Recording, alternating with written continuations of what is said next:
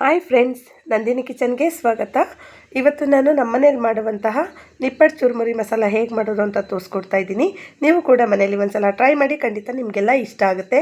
ಇಲ್ಲಿ ಒಂದು ಬಟ್ಲಿಗೆ ಒಂದು 3 ನಿಪ್ಪಟ್ಟು ಸೇರಿಸ್ಕೊಳ್ತಾ ಇದ್ದೀನಿ. ಈ ರೀತಿ ಪುಡಿ ಪುಡಿ ಮಾಡಿಕೊಂಡು ಇದಕ್ಕೆ ಒಂದು ಕಟ್ ಮಾಡಿ ಇಟ್ಕೊಂಡಿರುವಂಥ ಈರುಳ್ಳಿ, ತುರಿದಿರೋ ಕ್ಯಾರೆಟು, ಸ್ವಲ್ಪ ಕೊತ್ತಂಬರಿ ಸೊಪ್ಪು, ಇದಕ್ಕೆ 2 ಪಾವಷ್ಟು ಪುರಿ ಮತ್ತು ಖಾರ ಬುಂದಿ ಮಿಕ್ಸ್ ಮಾಡಿ ಇಟ್ಕೊಂಡಿದ್ದೆ, ಅದನ್ನು ಕೂಡ ಸೇರಿಸ್ಕೊಳ್ತಾ ಇದ್ದೀನಿ.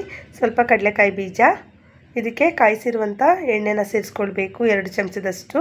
ಈಗ ರುಚಿಗೆ ತಕ್ಕಷ್ಟು ಉಪ್ಪನ್ನ ಕೂಡ ನಾನು ಸೇರಿಸ್ಕೊಳ್ತಾ ಇದ್ದೀನಿ. ಒಂದು ಅರ್ಧ ಚಮಚದಷ್ಟು ಅಚ್ಕಾರದ ಪುಡಿ, ಒಂದು 1/4 ಚಮಚದಷ್ಟು ಚಾಟ್ ಮಸಾಲ ಸೇರಿಸ್ಕೊಂಡು ಒಂದು ಅರ್ಧ ಹೋಳು ನಿಂಬೆಹಣ್ಣ ಸೇರಿಸ್ಕೊಳ್ಬೇಕು. ನೋಡಿ, ನಿಂಬೆ ರಸ ಸೇರಿಸ್ಕೊಂಡ್ಮೇಲೆ ಚೆನ್ನಾಗಿ ಎಲ್ಲ ಒಂದು ಸಲ ಮಿಕ್ಸ್ ಮಾಡ್ಕೊಳ್ಬೇಕು.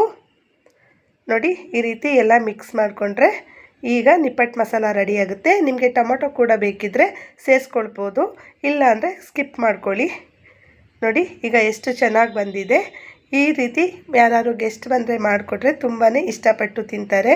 ಹೊರಗಡೆ ತಿಂದು ಆರೋಗ್ಯ ಹಾಳು ಮಾಡ್ಕೊಳ್ಳೋದಕ್ಕಿಂತ ಈ ರೀತಿ ಮನೆಯಲ್ಲೇ ಮಾಡ್ಕೊಳ್ಳಿ.